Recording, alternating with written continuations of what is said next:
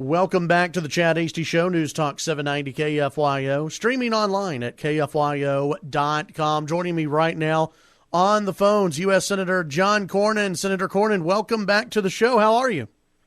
Good morning, Chad. I'm doing great. I'm even doing better than usual because I'm on my way back to Texas. Well, that's a good thing. That's whenever you can get back to Texas from Washington, D.C. or anywhere up north. I think it's a good thing for the Texas lawmakers. They like to get back home. Absolutely. Well, Senator, let's start off with what happened earlier in the week, and that was, of course, the State of the Union address. President Obama got up and gave an interesting rendition of history, I thought, during his speech. What were your thoughts when listening to the president speak during the State of the Union address? Well, I thought it was a revisionist history. It is not compatible with I think what most people's experienced during his presidency. When 70% of the country think the country's heading in the wrong direction, things are not as rosy as the president would like to have us believe. But I guess it's just human nature to try to put the best possible spin on his legacy. But if there's one thing he'll be remembered for, it's either shoving legislation on a partisan basis like Obamacare down the throats of the American people, or it's his illegal executive actions where he's tried to simply circumvent the Constitution and go it alone. That hasn't worked very well for him, but it certainly has polarized the American people and just enraged them to see him acting without regard to the Constitution.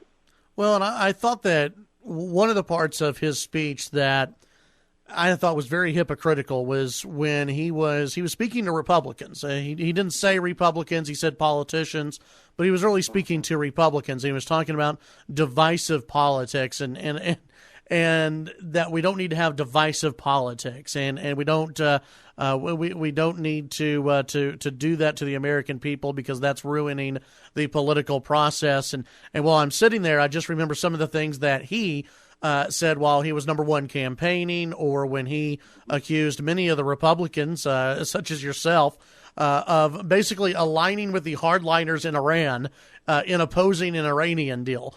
It was very hypocritical in my opinion. Well, it's outrageous, really. And, you know, you can look back at the way the President Obama started his presidency. He said he wanted to be somebody to bring the country together, and he offered, I think, some hope that he would be a unifier. But as I said earlier, I think he's been one of the most polarizing presidents in history, and his actions have really starkly contrasted with his rhetoric. And so I think most people see that for what it is, and that is a really diametrically opposed to what he's actually done. Visiting with U.S. Senator John Cornyn. Let me ask you about this, about bringing people together, and that's something that the president, he said in his speech that he wanted to do, is one of his regrets. I don't know about that, but when he was running for office, he talked, as you mentioned, about bringing people together. Let's say that the next president is a Republican. Mm-hmm. How does a Republican president bring this country together, or do you think that we're too divided along political lines? We agree on a lot of things, obviously, as American people, but politically, how do we kind of bring people together more so than we are right now, in your opinion? Well, I think a lot of it has to do with tone, but a lot of it has to do with restoring confidence in government. Right now, the American people do not have confidence in Washington, D.C. or the federal government. And I think we're going to have to earn that back by demonstrating that we're not only saying the right things, we're actually trying to do the right things. The whole Constitution was written with checks and balances to try to limit the concentration of power in the hands of the few. And that makes things frustrating sometimes because it's hard to try to build consensus when you have different political parties, when you have so many different hoops you have to jump through before you can actually get things done. But it was done that way for a purpose. But I've always found, Chad, that if you have people of goodwill who actually are trying to move the country's agenda forward, you can find some common ground. And indeed, we've done that this last year some. on things like a long-term highway bill. We passed the Joint Justice for Victims of Trafficking Act legislation that I was the chief sponsor of. We've done a number of things that I think people would look at that and say, well, that's progress, like fixing the No Child Left Behind law and restoring authority back to the states and to parents. So I know people aren't convinced that we are yet on the right track, but I think we've begun to turn the ship, and what we need is now a president who will work with us and not be an obstacle to that progress. Visiting with Senator John Cornyn. Did you watch last night's Republican debate?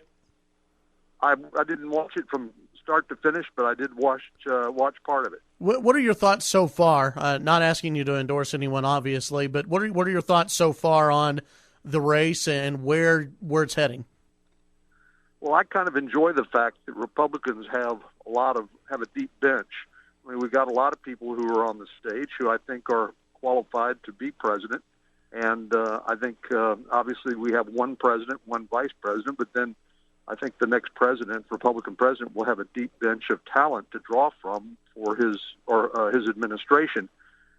Conversely, I think a lot of the attention given to the Republican primary has distracted from the fact that Bernie Sanders, a socialist, self-acknowledged, is leading Hillary Clinton in Iowa and New Hampshire. And, of course, she's in full panic mode over that. So I think it's been pretty entertaining.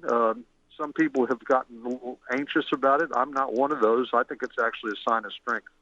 Well, what do you think it says about, I guess, either Hillary Clinton or maybe Democratic voters out there, millennials maybe, I don't know, that Bernie Sanders, who is a self-described Democratic socialist, that he is catching up with Hillary Clinton. He's leading Hillary in Iowa and New Hampshire, and I think within one of the last national polls, within about 6 points of Hillary Clinton in the latest national poll.